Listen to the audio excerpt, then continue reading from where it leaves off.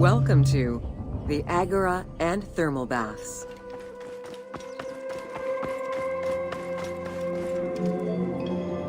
Cyrene's Agora was the public marketplace and political hub of the city. Its central courtyard was open to the sky, while market stalls and shops ran along the sides, some neatly tucked away under long-roofed colonnades.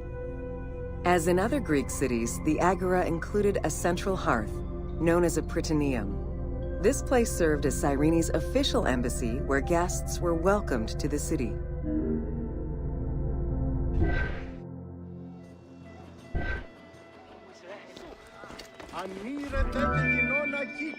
An unnamed statue representing naval victories was the centerpiece of the Agora. The statue's female figure likely represents Nike, the goddess of victory. It was likely very similar to the victory of Samothrace, which currently resides in the Louvre Museum and served as a reference for the team.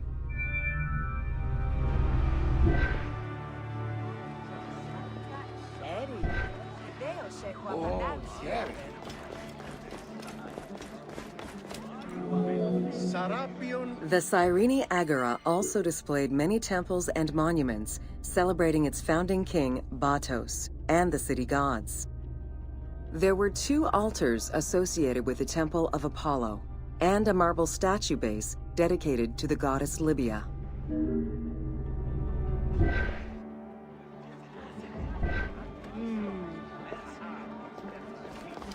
Hey, ακούν με καλώς δυνάστε.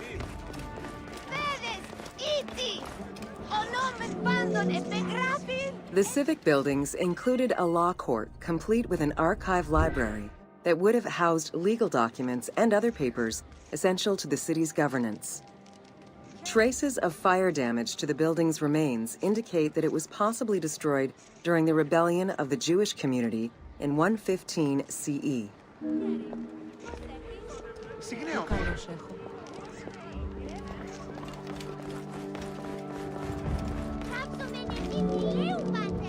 Public baths were common in Roman and Greek cities, and Cyrene held true to this tradition. 2 thermal baths from different eras were discovered among the ruins. An inscription at the entrance of one of the baths is presumed to be attributed to the owner. It dates the building to the Hellenistic period.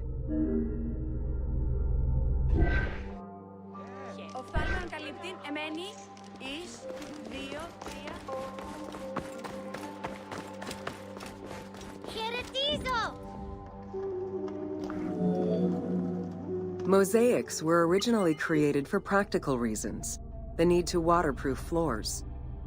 Imported by Greeks in Egypt and Cyrenaica, the designs represented either scenes from daily life, marine fauna, or mythological figures. In addition to traditional Greek motifs, they also integrated concepts specific to Egyptian culture, such as the Nelumbo. The best examples of mosaics recovered to date, however, come from Alexandria.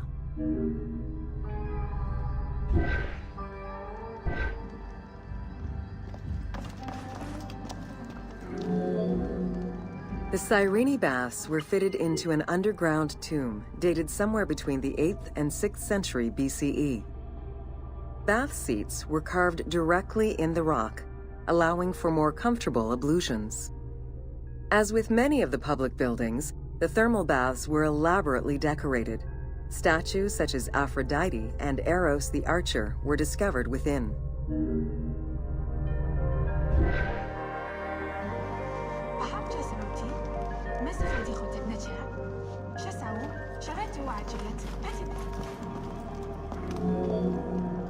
The Frigidarium, a pool of cold water, was the first room visitors entered. It was followed by the Tepidarium, or tepid water area, and then the hot water room called the Caldarium. Water for the thermal baths was sourced from a natural spring. Burning stones were deposited into the water to create steam as required. The flowing water of the spring ended in a cistern and fountain referred to as the Aqua Augusta.